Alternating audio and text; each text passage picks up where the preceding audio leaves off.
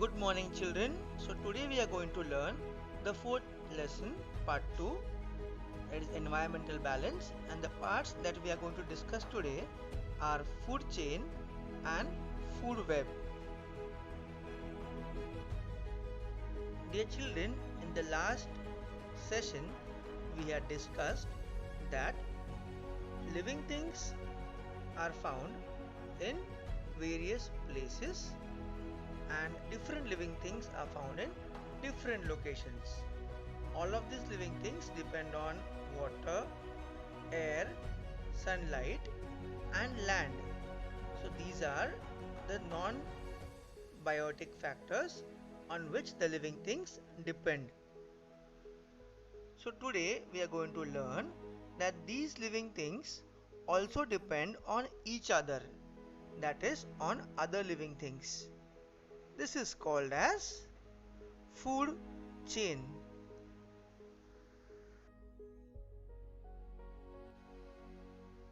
The food chain. Look at the picture. A worm eats grass and leaves. A grasshopper eats worms.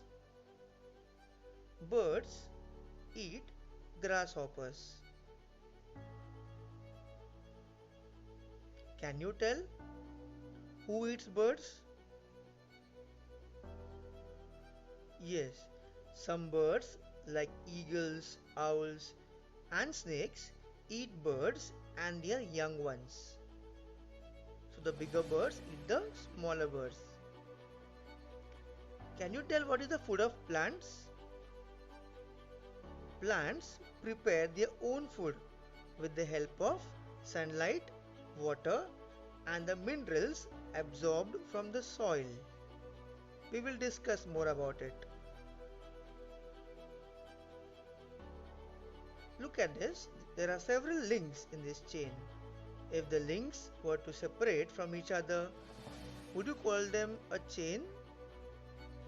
No. Even though each link is a complete object, it is joined to the link before and after it. Only then you will call it a chain. If any link comes loose, then the chain is broken. In the first picture, we see the sun, some plants, a worm, a grasshopper, and a sparrow. They are all connected.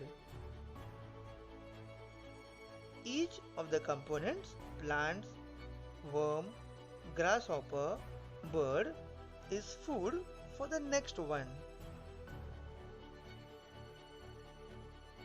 That is why we say that they form a chain.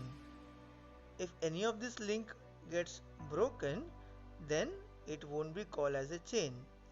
So this chain is specifically called as food chain.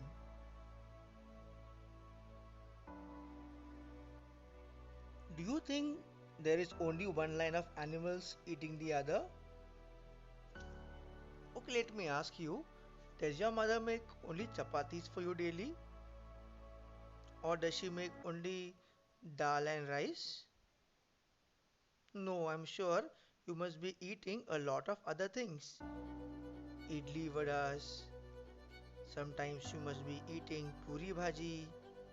And once in a way, of course, you also must be eating pizzas, burgers, and the favorite of each one of you, the ice cream. Similarly, the animals also eat a variety of other animals or are eaten by a variety of other animals. This is called as food web. So let us understand what is a food web. Not one but many food chains together form a food web. If you look at this food web, you will realize that it is very complicated. Let's have a closer look at it. You can see many arrows joining from one particular plant or animal. This is a network of several simple food chains. All the food chains begin from the plants, and all plants prepare food using the energy from the sun. Now let's try to understand. The plants are eaten by butterflies. Lizards feed on butterflies, and these lizards are eaten by eagles. In another chain, the plant is eaten by a grasshopper, and the grasshopper is eaten by a frog, and this frog is then eaten by a snake, and the snake is eaten by the eagle. In another example, the plant is eaten by grasshopper, and a bird eats the grasshopper, and the snake eats the bird, and finally the eagle eats the snake.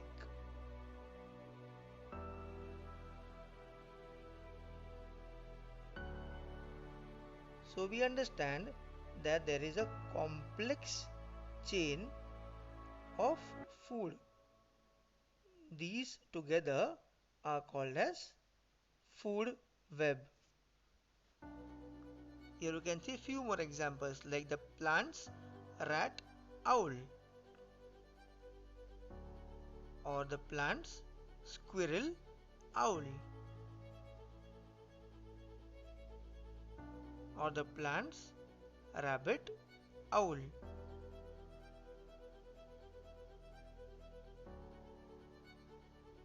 or the plants, grasshopper, spider, bird. So you can see the chain can be made in a variety of ways. Here you can see a plant, butterfly, lizard, snake, and eagle.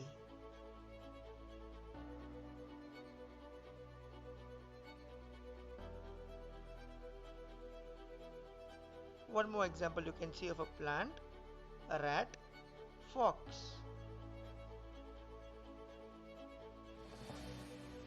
or a plant, rabbit, fox. So we now know that the most important part of every food chain is the plant. What about plants? From where do they get food? Well, plants make their own food in the leaves by the process of photosynthesis. Now let's try to understand how does this process work. Plants require the following things for photosynthesis: sunlight, chlorophyll, carbon dioxide, and water. Plants use energy from the sunlight to make food. The chlorophyll helps the leaves absorb energy from the sunlight. Remember, the green colored pigment in the leaves is chlorophyll.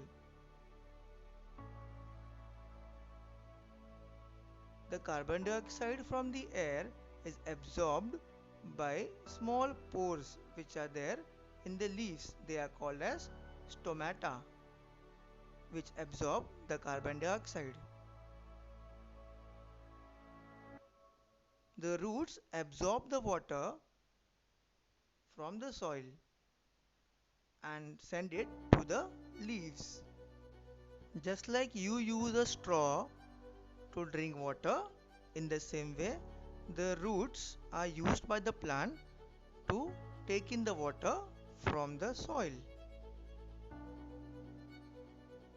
The veins help to distribute water to all parts of the leaf. So the water, chlorophyll, sunlight, and carbon dioxide together help the plant to complete the process of photosynthesis. So today we have learned what is food chain, what is food web. We have learned that the plants are the most important parts of the food chain, and we have learned the process of photosynthesis. As the assignment for this topic, you will take a small container, put a little mud in it, and then plant a seed. Slowly, as you start watering daily, you will see how the plant grows step by step. Observe it.